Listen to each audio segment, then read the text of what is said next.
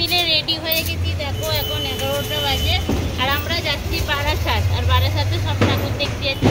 তো চলো আমরা দেখাবো কোথায় কোথায় কি কি ঠাকুর দেখছি, কোন প্যান্ডেল দেখছি, সব তোমাদের দেখাবো। এই যে আমাদের বাস গাড়ি, এই গাড়িটা আমরা বুক করেছি। এই গাড়িটা আমরা বুক করেছি সবাই মিলে, এবার এই গাড়ি করে যাব। তো আসো গাড়ির ভেতরটা দেখাই।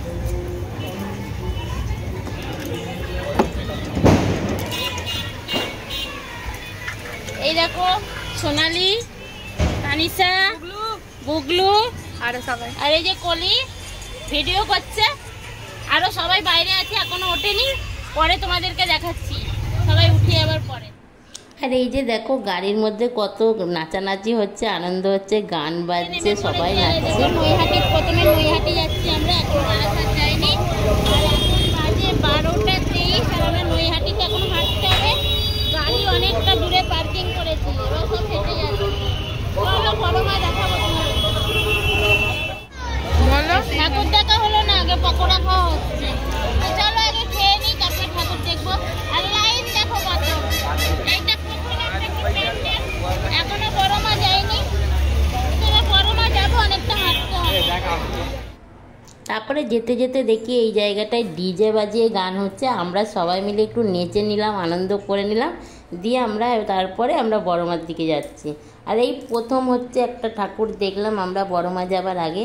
আর এই হচ্ছে দ্বিতীয় ঠাকুর, এটা হচ্ছে পেঁচা কালী বলে। তো সেটাই দেখে আমরা বড়মার দিকে যাচ্ছি। তো চলো সবাই বড়মাকে দর্শন করো। আর এই যে আমরাও করছি বড়মাকে দর্শন। যার যার মনের কামনা শেষে চেয়ে নাও, মাকে দেখার ভাগ্য তো সবারই থাকে না। বারাসাত ঢোকার আগে আমরা একটা ধাবায় চলে এসেছি খেতে। আর এখন বাজে